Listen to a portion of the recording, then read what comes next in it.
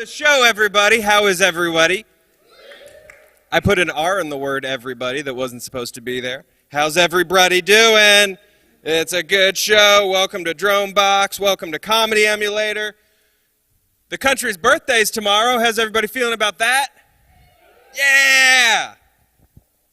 I know how I'm feeling about it. Pretty good. Happy birthday to the country. You guys good? You guys good vibes? Everybody comfy? What do you guys want to talk about? I'll pick.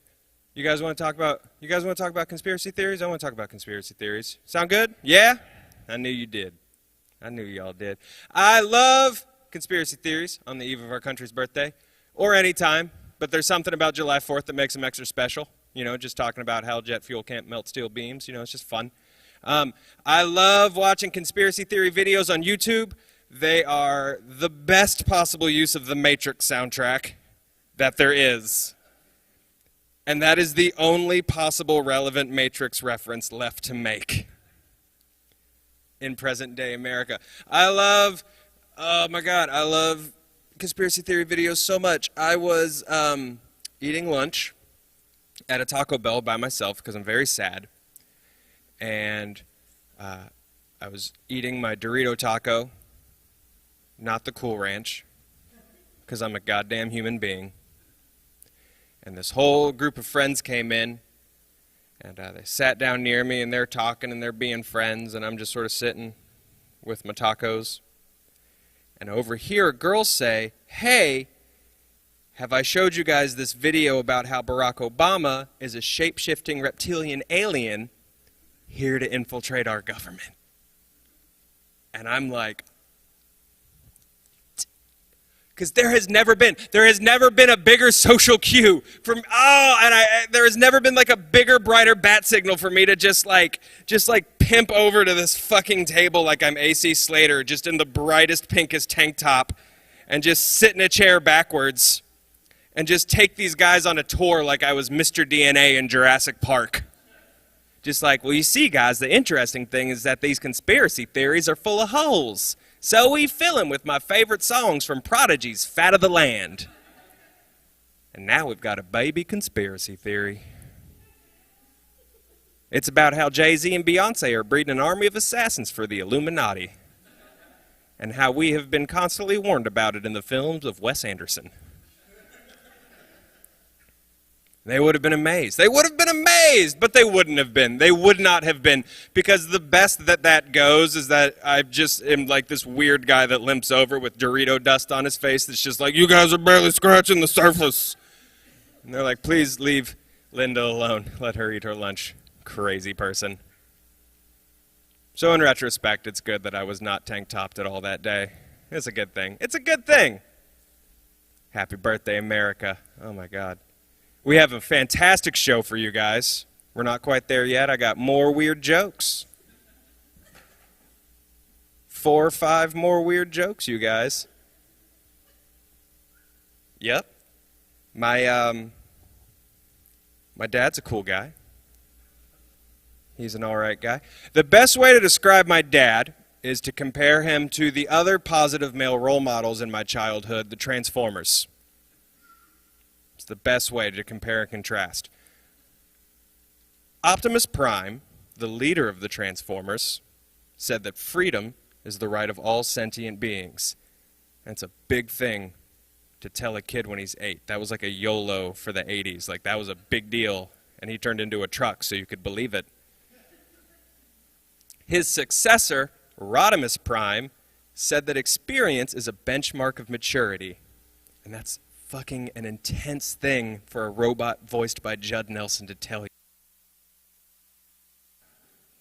My father, Larry Starr, said that any man who says he wants to cover a woman in honey and then lick it off of every inch of her body is a man who has never done that before. I like to think it was his way of saying, "Joseph, a wise man keeps his dreams humble." But it was probably a thing about ants. Probably just a thing about ants. What else do we want to do? I'm going through really weird old jokes that I wrote. I just wanted to alienate you guys as much as possible at the top of the show. That's how I'm feeling today. I don't like Superman. Anybody with me on this? Dumb character. Not a believable character. You guys can't just hang a weird Blair Witch Project prop from the top of the stage and not fucking mention it to any of us. Let's talk about this. Fuck Superman. What's going on back here? Oh, it's an ant! You guys hang an ant for a race crime?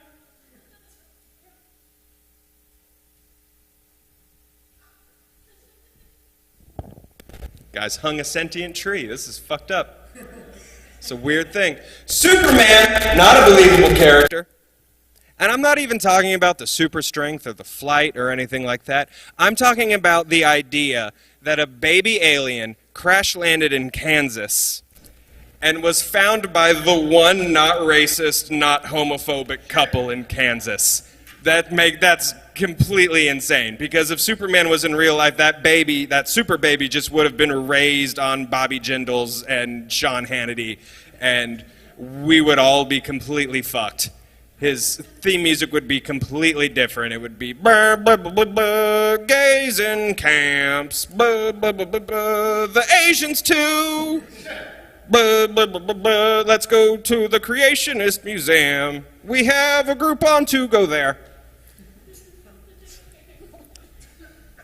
Best possible Groupon I can think of is the Creationist Museum Groupon. 70% off, and you get a massage at the end. That made no sense. Apologize for it. My wife is terrified of people in mascot costumes. It's one of her biggest phobias. Like people like fur suits, sports mascots. She hates them. And it's sad because she also loves to go to Disney. And it's so stressful to watch her try to enjoy Disney. But you don't know what's coming around the corner. Like, it could be nothing. It could be Chip and Dale, and oh, God. And it's just so stressful because you don't know. She's just nervous throughout the entire park. It's like Kennedy in a Texas parade, just kind of uncomfortable. And what's around this corner? It could be nothing. It could be a sniper. It could just be an empty book depository. Like, what's around here? It could be the place we're going to get turkey legs. It could be Huey and Dewey, and Louie's going to come up behind her. They're going to get her like a fucking pack of velociraptors. It's scary. It's stressful. That would have been a very different Kennedy legacy if instead of snipers, he had had to be concerned with people in mascot costumes and furries. Just driving by the book depository, and there's just a guy in a purple wolf suit that's just like, "Hey, I'm Tails McCallerton. How you doing? Woo, Mr. President." Just the thing. Here's the thing. If you have a really outlandish joke about furries, say it out loud correctly. Because there's really no recovering from this one. I made all the wrong decisions in the choose your own adventure of remembering that fucking joke. I can't see Brock Wilbur's face in the dark, but I could mentally feel him going, "You're not doing that one right. You're not, abort. Fucking get away from it." You guys, we have a very awesome show for you. A very awesome show. Guys, we're fucking hanging trees from the ceiling. I know for a fact that there are birds here in this building as pets. We might incorporate them into the show. I don't know. I don't fucking know. Anything could happen. It's America's birthday. Welcome to Comedy Emulator. Going to bring up your first comedian, the very funny, the very beautiful Nick Clark, you guys. Give him a hand. Hey, guys. How is everybody doing tonight? That's good. That wasn't how I wanted that sentence to sound when I concocted it in my head. Welcome to here. Or this is, I don't know what this place is called, but I do know that you don't need an open bar because we're all getting high on paint fumes. It's just, they have an air conditioner, but they put just an unattended bucket of acetone right in front of it, so it just blows past the acetone right into your faces in the front row. That's how we do it here at this location, which is in Boyle Heights, which is a weird name for a place. Boyle Heights. Boyle Heights sounds like the kind of place that was settled by, well, we were all doing fine at the institution, and then they shut it down and they relocated us to Boyle Heights. And here we are. We had people to look after us in the institution, and now we're on our own in Boyle Heights. That's called the joke you wrote in the car on the way here. That's what that is. So I'll get to my material. I think mittens are dumb. I'm going to actually, let me backtrack a little bit off of that.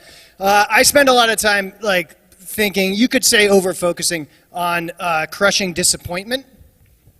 And whenever I find myself going down a deep, dark spiral of what went wrong and who's to blame and how do we get here, I think about how disappointed the guy who invented the mitten must have been just the first time he laid eyes on a glove. Because he probably had it pretty good for a while. The mitten inventor, Dr. Mitten. It's true, his name is Dr. Edmund Mitten. It was named after him. Don't look that up. But Dr. Mitten had it good. He was the guy, his hands were warm, and he walked about the streets encountering other people whose hands were warm, and they would shake his mittened hand, and they would say, thank you, Dr. Mitten, for inventing our hand-warming article. My family's hands have been warm all winter. And I thank you for it. I have only but you to thank. And Dr. Mitten would say, it was my duty and my honor.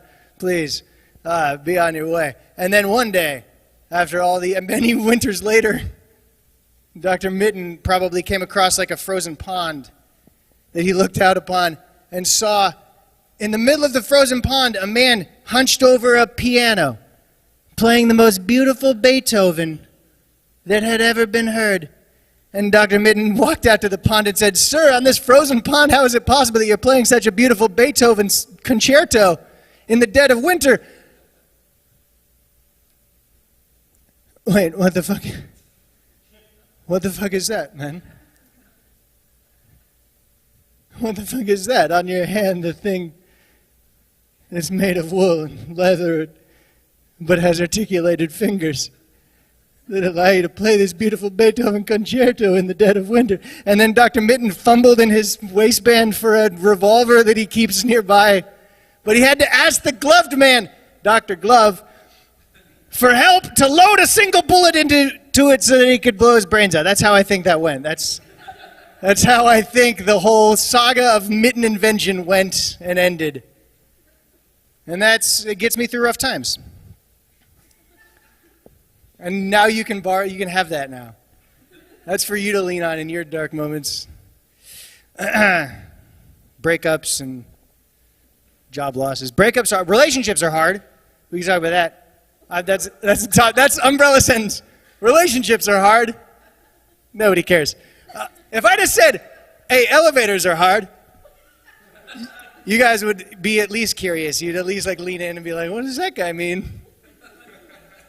Does he mean physically hard because they're made of wood and metal and sometimes glass? Or does he mean he doesn't understand how to work the buttons? Hey, get in here. This guy's talking about how callous and cruel elevators can be. No, that's not what I meant. What I meant was relationships are hard, and I'll tell you why. Relationships are the only thing that I think of, that I know of, that you'll try to fix by putting more pressure on them. Do you know what I mean? No, you wouldn't do this with anything else. If you had a shelf on the wall that was rickety and breaking, you wouldn't be like, I know what to do. We're going to load up some dictionaries on that shelf. But think of the relationship as a shelf. You do that all the time. You have a relationship that's okay, shit, this thing is not quite as stable as it used to be, but I like it. I like it a lot. I don't want to go. I got a lot of stuff resting on it. I don't want to go back to IKEA and have to, that's Tinder, I guess. I don't want to have to go back to IKEA and get another relationship. So we're just going to go ahead and put the dictionaries up here. We're going to start with the C for cohabitation. Let's move in together. We'll try that. You do that for a while, and then you walk past the shelf, which again is it's a metaphor for a relationship. You walk past the shelf and you realize, like, oh shit, this is not actually better than it was before. It's worse. It's like more rickety and loose. But you look at it closely and you realize, like, oh shit, honey, it's not the shelf's fault that it's this way. It's our fault. Because when we set it up, we didn't put in the drywall anchors of honesty about which one of each other's friends we hate. So let's air that shit. You hate Jake and I hate Carla, and that's great. No, now we're good. So we got that out of the way. Oh, while we're at it, let's put the bowling ball up here. Don't worry, the bowling ball's a rescue. He's a pit mix. His name is Buttons. Well, let's just put that up there and see how it goes. And then you walk by a little while later and you realize, like, this thing is not even a shelf anymore. It's just hanging by, like, an earthquake tether of parental approval. And that's it. It's just off the wall. So, you know what? We better get out these old matrimonial sandbags. And that's what I did. So my wife and I were standing on top of a pile of rubble, staring at each other in the face, just being like, we got one fucking thing left we could do. We could just we could put a baby on this fucking pile of rubble. We could see if we could put that fucking baby on it and then just, maybe yeah, we didn't do that. We got a divorce instead, which is way better. No, it's better for us. I don't know where I'm looking for the light, by the way. Is that like a thing? I have no idea. Just for what it's worth. That's not light in general. I don't know. I'm getting a divorce, and I don't know where I'm looking for the light. Guys, I don't know where it's. I know it's out there somewhere. They keep telling you it's at the end of a long tunnel. No, we got a divorce, and so now I'm like dating and stuff, which is fun. It's like an interesting thing. And I've discovered something. I've discovered this very easy to. It's very easy to talk to women if they have a dog that they're walking currently, because all you have to do is you just pretend to like think the dog is cute, and you can like pet it. And usually the dog is cute because dogs are generally speaking cute. And you can like pet the dog, and then you're talking, and all of a sudden you're talking, and that's nice. It's just like a nice organic way to strike up a conversation. But then sometimes you get into this situation where like 6 minutes into that conversation, you realize that the whole time she's been holding a warm bag of poo.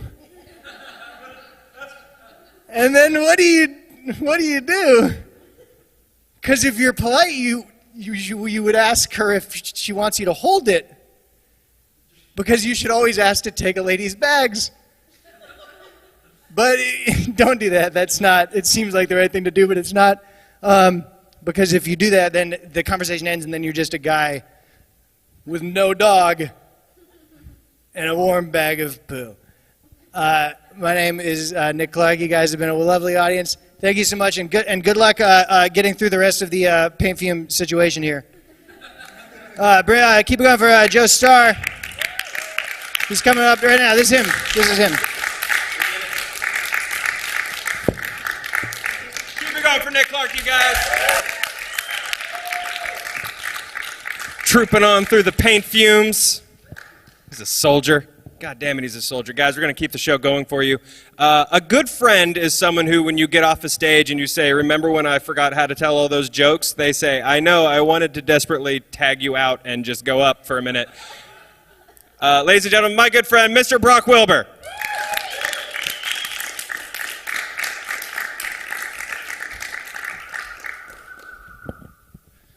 So my wife is afraid of people that dress up in furry costumes. We're going to talk about Kennedy here for a second. Keep it going for Joe Starr, everybody. He did 80% of his set. He got he got across the finish line. Well done, Joe. Keep it going for Nick. More applause for Nick. You got 7 good minutes out of that divorce. I told you it would be worth it. I fucking told you. Good friend right here. I appreciate that no one applauded for the 4th of July and that 3/4 of you applauded for Fuck Superman. This is the best audience. This is always the best audience that anyone could ask for. I am like that Superman. I am the proof because I'm from Kansas, and I'm the best we could have hoped for somebody raised by the only non-asshole people in Kansas. And this is the best. This is what your Superman would have been. I remember being in Kansas when they started running that show Smallville, and I tapped out on it 2 episodes in because they had a plot detail, like just somebody like offhandedly mentioned, like, I hear Radiohead's coming to town. And I said, bullshit, what world is this? Like, I could buy that everyone had superpowers and there's a teenage boy who's a billionaire that's in Kansas. Nothing needs to matter. But Radiohead in the Kid A era, they aren't coming to the heartland. That's not gonna happen. My girlfriend recently moved in with me, and she did not applaud, nor did any of you on that. Oh, we're going to talk about that later. Good. No, you're right. You're absolutely right. And she moved in and brought some of her emotional baggage with her, which is the name I have for her cat. That's now my cat. Now I have a cat. I'm spent so much time trying to not make this guy be another dude, sad comedian with a cat, but here we are. Here it is. If you get a cat, but it's not out of loneliness, is it even a cat? I don't know. These are things we have to figure out. And so I spend all day now talking to the cat and trying to befriend it and thinking it likes me and being like, yeah, you're right, we're basically family. And then I spiral off into this thing where I'm like, our relationship is basically that between a master and a slave. Like, I have just this little slave where if it were to die, no one would be mad at me, nothing bad would happen to me, and it depends on stuff. But I spend most of my time walking around being like, are we friends? Are we friends? How much do you like me? Which then makes me think I would have been bad at owning slaves. Like, I would have been that guy on the plantation walking around like, are we friends? Come nuzzle on me. Come. You know, when you don't poop where you're supposed to poop, it makes me think that you're mad at me about something. And that's why I still, somebody moved in with me. And that's what I did when I got a cat, was immediately worry I would have been a bad slave owner. Do you see where this goes? Do you see how this goes poorly? We're at that point in the relationship where we know just enough about each other to know when something is wrong, but not enough to know why. So just everything is a landmine all day long, every day. It's really hard to try to avoid somebody in a one-bedroom apartment. So it's that's a lot of fun. But she's figured out a cool life hack for this, which is that she's kind of a healthy, eats all the right sort of things person, and we have a vitamin hippie store on our block that I literally had not seen in the 4 years I lived there because it just never applied to me. In my head, it's just a vacant lot. And she's like, oh yeah, that's where I buy my food. And she just takes me in there, and I get mad at things until I tire out, and then she takes me home. This is a real thing. I just Ron Swanson at what the fuck is pomegranate flax? And just yell at things in this store and ask questions like, sunflower sour cream, that shouldn't exist. What's wrong with you? And so sometimes when she can't take me there to anger me out, she'll just make a list of things that I have to go look for. And I had to go find neti pot salt the other day. That was a 2-hour anger journey that I just came back and took a nap from. I found it in the same aisle at the back of the store with the ear candles. That's a thing for me. I got sent there to get something called psyllium husk. And if, like me, you're a person that's never heard of psyllium husk, don't get into this relationship. You can't come back from it. Psyllium husk is a thing that is used to make gluten-free pizza crust, but also a thing that wasn't mentioned until I Googled it. It's also a laxative. So you're making like a shit pizza that'll really fuck with you. And I was being kind of funny and clever when I got home, and I took a scoop of this. It's like a weird psyllium husk. What the fuck is that? I took a scoop of it and put it in my mouth. It was like, delicious. A thing that's written on the side of it is don't attempt to eat raw psyllium husk without water because it will expand in your throat and you'll choke to death and die. Funniest joke I've ever done. Nearly dying on psyllium husk out of anger alone. So this relationship has legs. This is going to do fine. We flew back to Kansas recently so we could watch Jurassic World in a theater full of people that think that dinosaur bones were planted there by the devil as a trick on Christians, which is a weird, fun thing. But on our flight back, we wound up in an exit row, and I was like, oh, good, because at my size, I have basically a pornographic reaction to finding I'm in the exit row. Oh, good, I won't die on this trip. Have a boner. Good. But the other person that was in the exit row with us was the woman sitting closest to the door. And when they do that thing that they're like, in the event of emergency, you've got to open the door. Say yes, just say that you understand. We all said yes, and it got to this woman. And she yes-anded it, which should be a big red flag. Yes, and there shouldn't be anything else. She yes and, but when do I open it? And the stewardess was like, well, only in an emergency. She's like, yeah, but on the ground, in the air, when do I do this thing? And for the next 5 minutes kept asking pointed questions about the times she should or should not be opening this door over the course of our flight, while everyone on the plane got real scared. And no one moved her. At the end of it, the stewardess was like, I think that'll be fine, and walked away. And she's still asking questions of the row, So I'll be the first one out, but like just let me know when I need to do it. Another dude on the other aisle like yelled out like, don't open yours unless you see me opening mine. She's like, well, I'll make that call when I see it. Have you ever, it's just the yes and. It's not an improv game. You shouldn't be in this situation. Oh my God.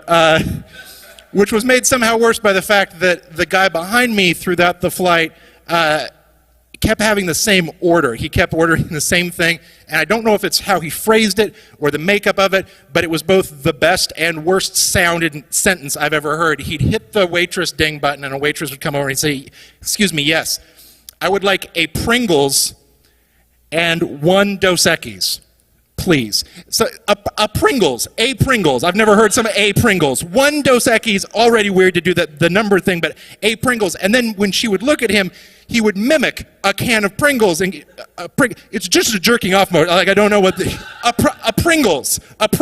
Yeah. And he did this maybe 4 times over the course of the flight. I was like, we have to go down. Like, none of these people are made to survive. This is a bad thing. I recently got one of those Fitbit things that tells you when you're working out and stuff, because we're wooing for Fitbit, but not America. I got this Fitbit, and fuck Superman. Am I right? Who's with me? Yeah. Jesus. By the way, to the dog Rain that is watching me on the internet tonight, thank you, Rain, for tuning in. People that are usually here know that there is a dog that usually sits there and sleeps during my set. Rain is in Delaware tonight, but her owners have made sure to pipe in video from the internet so she can nap. This is a soothing sound for dogs. So I got this Fitbit thing, and I was like, oh, this is great, because at the end of the day, I can feel like I've accomplished something, I've worked out. But Fitbit doesn't know where I'm going. It doesn't know that I'm going to the whiskey cigarette store to get cake, put the candles in the cake, and the candles are cigarettes, and I blow them out and give myself a bad person birthday. So I just look at that at the end of the day. I was like, oh, like 200 calories, way to go, me. But the problem is that it also shows the times of day that you work out. And this is how I found out that every night between 3 and 6 a.m. I was doing about 2 miles of running, which I don't have an apartment that big. I don't know where I'm going, but I definitely have a horrible fucking sleepwalking problem, and it's really out of control. And so I was like, oh no, what am I going to do about this? And then I didn't worry about it for a while, because I was like, oh, if I'm doing all my working out and I don't know I'm doing, like, I should just write a book on doing this. Like, people would love to work out and not know that they're doing it. But then I started seeing signs around my neighborhood about a series of pet disappearances, and immediately my mind went to, oh, you're a werewolf. That's clearly what's happening here. Every night you turn into a wolf and you go find outdoor cats, which are just cats that people don't care about anymore, and then you eat them, and I was like, no, that's dumb. What if, like, I'm a were person? What if, like, my natural state is a wolf, and every day I go work at a shitty job that I hate, and then at night I turn back into a wolf, and the other wolves are like, hey, Death Fang, where were you all day? And like, I don't know, but I feel unfulfilled.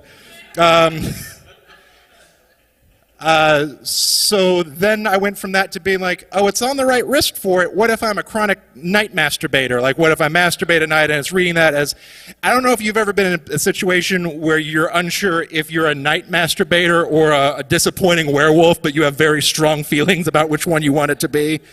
So that's where I am. Thank you, guys. I'm Brock Wilbur. Speak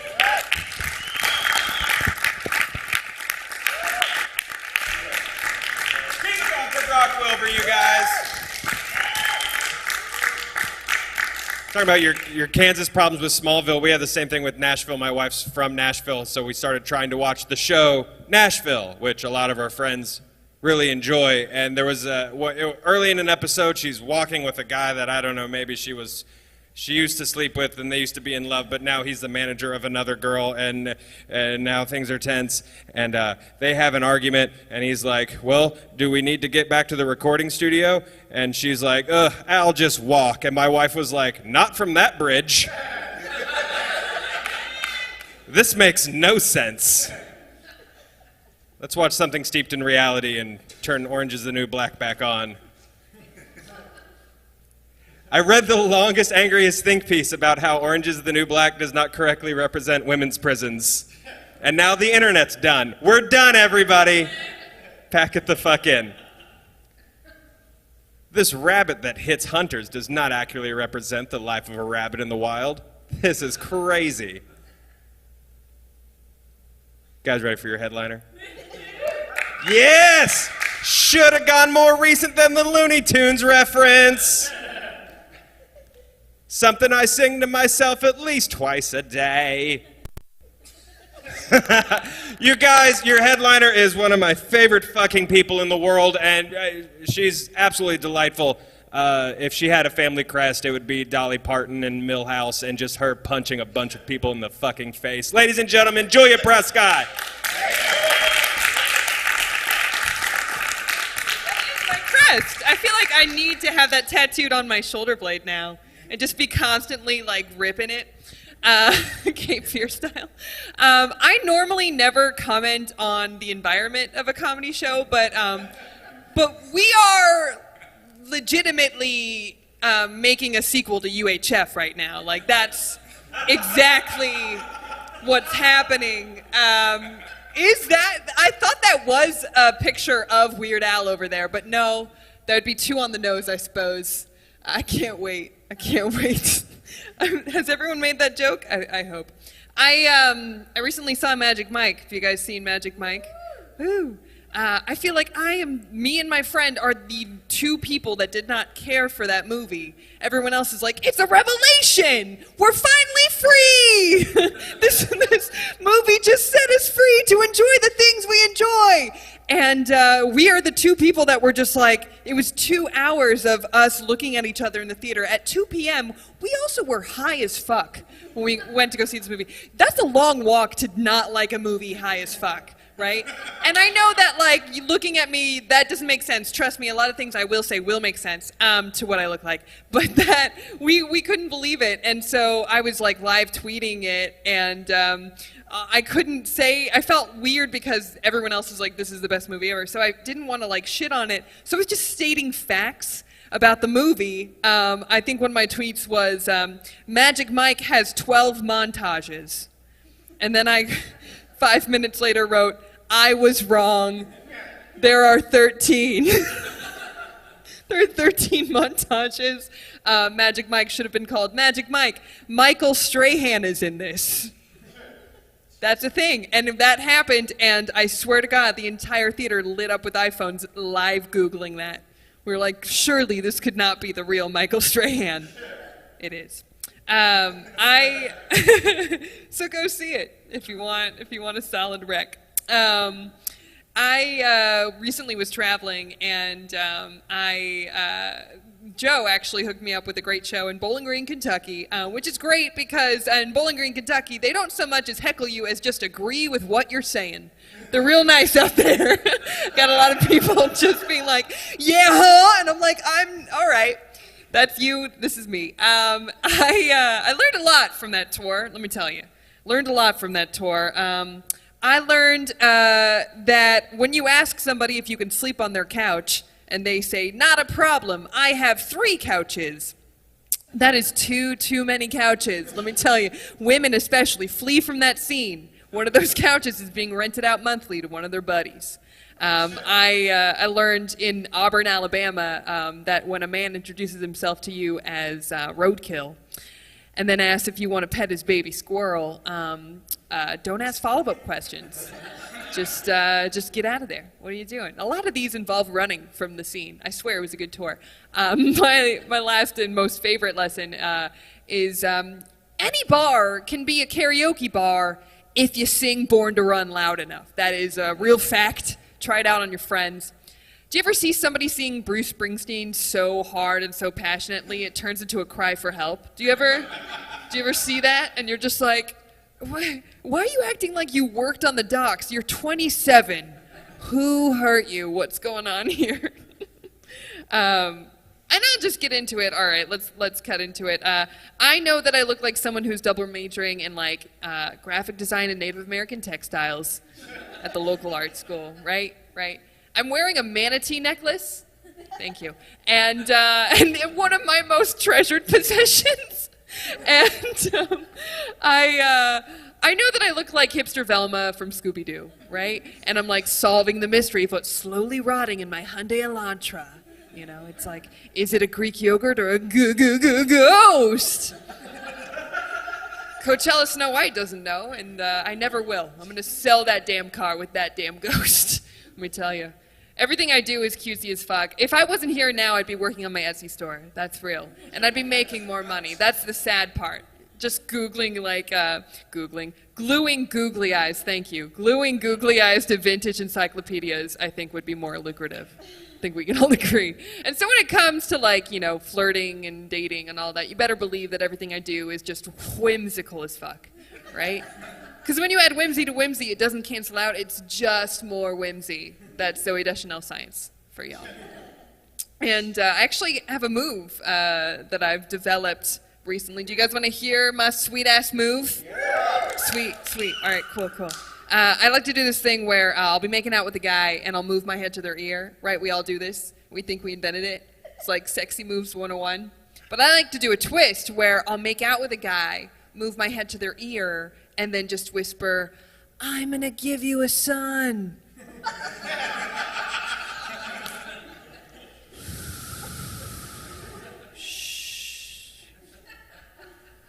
And then I'll just go back to making out as if nothing happened. It works on Game of Thrones. Hasn't worked in real life yet. Or possibly ever. Please don't do that move. You'll be put on a list. Please don't do it. Spoiler alert, have a boyfriend now. Thank you so much. Thank you. Please stay seated. And it's probably because I didn't use that move. I would wager. Again, please. And I have a boyfriend now, and I'm pretty sure he's the one, right? Like, we all know in, like, one key moment. And this moment happened for me when we were, full disclosure, like, hanging out, being all Beyonce and Jay-Z on each other. We were just, like, partitioning and doing all the things. And in our own weird way. And I took off my bra, and a Cheerio fell out. Have we been here? I'm not a young mother. Even more implausible. I saw it. I feel like he saw it. But in that moment, he just kept locked eyes with me. He kept going through. That's a good man right there. I'm going to put a ring on that man. A Cheerio ring. We're not quite at the part in our relationship where we're like, comfortable enough in the bedroom to, ask that question like, what do you like? That's a very nice thing, I think, in relationships. It just shows that you care, you want them to have a good time. And for me, personally, I never know how to answer that question. It's like, what do you like? That you're real. That you're tall and you have a job. Next question. I always feel like I'm ordering at a sexy McDonald's when I get asked that question. It's just like, what do you like? The sex? What kind? The sexy kind? Is there a secret menu I'm not seeing? Fuck it, animal style. Let's just do that. Let's get this going. I don't even know what porn I like. There's so much of it out there online. It takes like 4 hours to get to page 2. And I think I'm typing in the wrong search terms because I'm not really getting anything. I'm always typing in stuff like hot sex with 2 people that care about each other. It's not a hot title of a porn. Or 2 babes that want to be there. You'll never find anything. Or sometimes I'll just type in feminist plus best friend plus supporting the other friend when one of them gets a promotion at work. Plus if you squirmed, whatever the word I'm looking for is when I said feminist, please don't think that I'm suddenly talking about, mad, angry feminist, because really when we think about that, there is no such thing as a mad, angry feminist, because even the definition of feminism is genderless. It's just really all about equality between the sexes. And so when pop stars say, I'm not a angry feminist, I'm just, whatever, Katy Perry, they're really adding to the problem.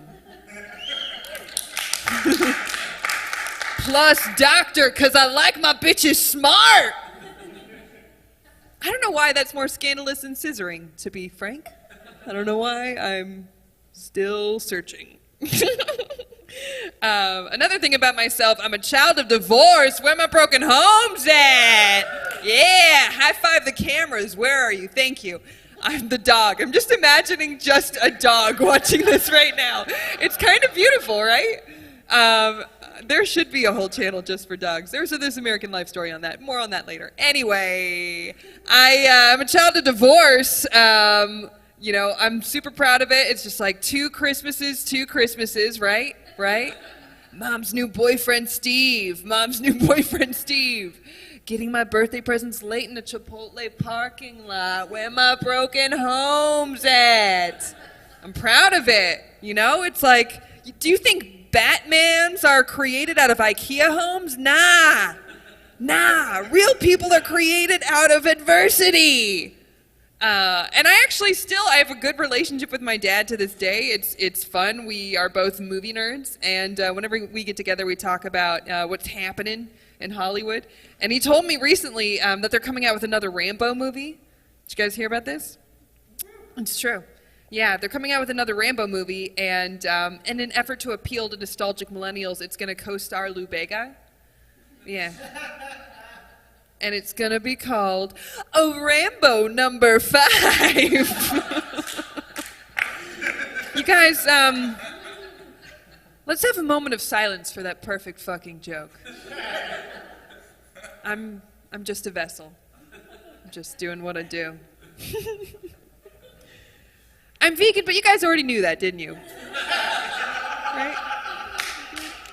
Thank you so much. Again, some things are just going to make perfect fucking sense. I'm vegan. A lot of people ask me, oh man, what's the hardest part about being vegan? It must be so hard. How can you not eat cheese? Do you miss the cheese? I can't believe it. I would never be able to. And I tell them, hey, yeah, the hardest part about being vegan is actually pretending to like Sarah McLachlan's music. That's really... We didn't pick the soundtrack to our cause, but it is our cause. We must support it. And secondly, cheese! I would fucking gnaw off the hand of a loved one if I could enjoy pizza again. That's real. That's really real. I'm sick and tired of fast food chains making fun of vegans and vegetarians. I think it's really, the pot calling the kettle fat. I think it's low-hanging fruit. And I was passing by Fatburger the other day, and I saw this sign in the window that said, man didn't climb to the top of the food chain eating soy. It said, read in Sam Elliott's voice. He's everywhere. And I just think that's really interesting because I'm pretty sure that Fatburger customers have never climbed to the top of anything. Let's be real. Are we guys having fun? Are we guys? I can't talk tonight. It's Magic Mike. It's polluted my brain. So we're from LA, which, I'm sure you guys know is like a very fitness-centric town. And have you guys heard of CrossFit before? I'm sure you have. I went to a free CrossFit class recently because I like to research things I know I'm going to hate forever.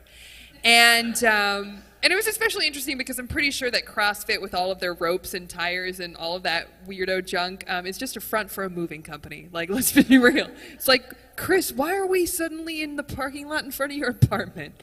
What's going on? I went to a CrossFit class, and I was standing there with all of the other classmates, and there was like a very intense person who was running it, and she was, yelling at us like, do 1,000,000 burpees and chirpies and flurpies. I don't know. But we were doing it, and and this is real, she got in our faces and shouted, come on, don't you want to be fit for the apocalypse? Excuse me? Like, I stopped. I went, what? And because in my head, I'm like, I thought we were just all bouncing back from Thanksgiving. I don't know, we were talking about the wall of fire now. What's happening here?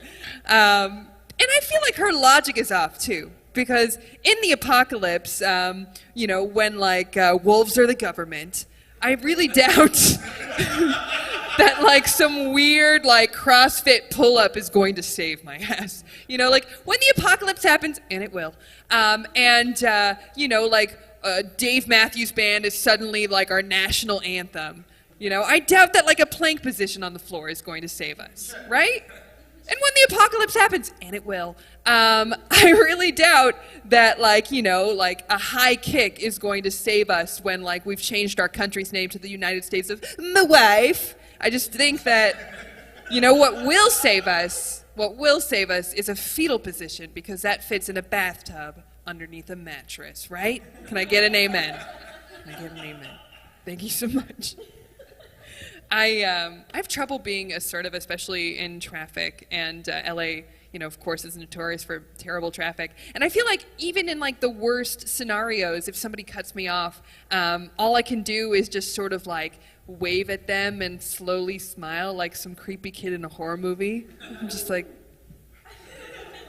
But of course you do that 5 times, it builds up, and then there has to be a blowing point. And this blowing point came for me recently where I was in traffic and a guy cut me off, and I knew it was coming, you know, like I knew the fucking thunder was on its way. And suddenly, like, I just felt this really big liberating moment. And in that moment, even still, all I said was, "Hey!" Hey! But we caught eyes. It fucking worked. And you know that moment when you're mad at someone and it's a stranger, and they're mad at you and you're strangers, and it's so fucking satisfying, you're like locked in? It's about as satisfying as like calling a dog an asshole when he's being an asshole, right? There's something satisfying about that. And all I could do to follow up my hey was, "You're an asshole!" Like, even then, I said it so timidly. But it felt great. Like, I felt like I had my moment. Up until I realized all my windows were rolled down in my car. We've been here. I realized that. And then I realized that my CD player was between tracks. And then I realized the next track was definitely the Newsies soundtrack. And it's real hard to keep a straight face when Newsies, ha-cha-cha-cha-cha-cha, Newsies. That's not the song, but... even still, you guys get it. That's not the song, but there is seriously a song in the Newsies soundtrack that ends with them going, news! And I want to tell them this is why people hate show tunes. You had me until you just said news. But yeah, I feel like, in that moment I lost everything that I had built for. And it was really rough. And it made me think, you know, a lot of people say if they ever had access to a time machine that they would like go back in time and like kill Hitler, right? A lot of people say this. Stick with me. And I realized in that moment that if I ever had the chance to have a time machine, I wouldn't go back and kill Hitler. No.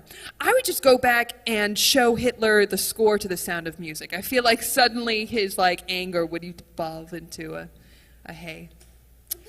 That'll be a good joke one day, and I'm really happy that you guys are like on the ground floor. Like, you could be like, remember then, and then, you know, like feel years and years from now when that's a good joke that you were part of it.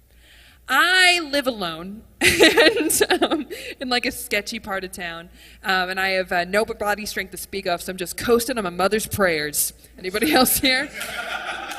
I've never been to a women's self-defense class, but I have seen every episode of Chopped. So perhaps my assailant would like to engage in a battle of wits. Could quiz him on a good amuse-bouche, and it'll be just embarrassing for him. It'll be so embarrassing. I also work from home, which is a fancy way of saying unemployed. So, you know, it's like whatever gets you through the day. And I've been doing this thing where, I don't know if people that are unemployed here may relate, where your first human interaction is like at 4 p.m., 8 o'clock at an open mic, if I'm lucky. And I start doing bits with strangers. Like, just, you know, I'll walk into a library. This happened a couple weeks ago. And I slapped my library card down and just said, "Keep the change." Like I'm waiting for a laugh that never comes. I went to Jamba Juice, and this poor teenager behind the counter asked me if I wanted a receipt, and I said, "No thanks. I drink to forget." Just strutting down the street. Me, coming this fall to NBC. No one would watch that show. I would, because I watch everything. I feel like I'm at the point in my life where I need a dog. Like my biological dog clock is ticking. And I didn't think that this was that bad until the other day. I was watching an organic dog food commercial and I started to tear up. Just sitting on my couch going, they deserve real ingredients. We don't own them. We share the world with them. I feel like it's time. I feel like it's time. And I actually recently went into a dog shelter in Silver Lake. It was very frou-frou. I had no idea what I was doing. And they made me fill out this crazy questionnaire. There were so many questions on it. There should really only be one. Will you buy this dog Tiny Vest? If so, here's your dog. If not, that is a waste of a corgi. What is happening? But there's one question on there that asked, would you ever let your dog off leash, like in a gated area or in like a hiking path? And I said, yeah, because I'm like a chill-ass dog owner. You bet your ass, once I get that dog, I'm going to name him something cool like Lieutenant Dan, so I could reenact my favorite scene from Forrest Gump in the dog park every time, just like, Lieutenant Dan! And if you had one of those little dog wheelchairs, oh, that'd be so fucking perfect. I said yeah to that question, and that was the wrong answer. It was as if they had asked me if I would ever give a child a beer. And my response was, well, did he earn it? All right, you guys have been great. I'm Julia.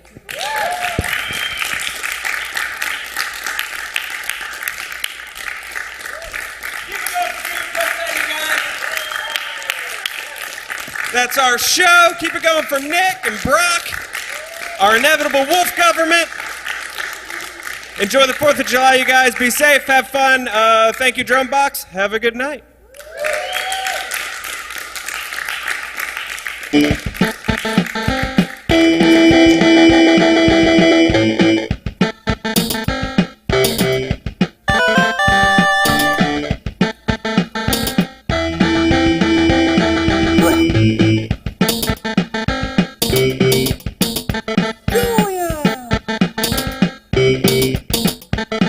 Nicholas.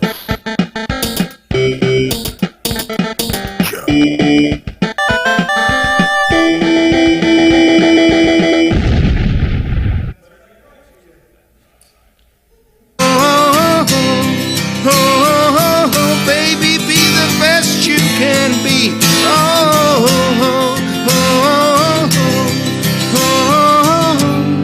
Just you and me.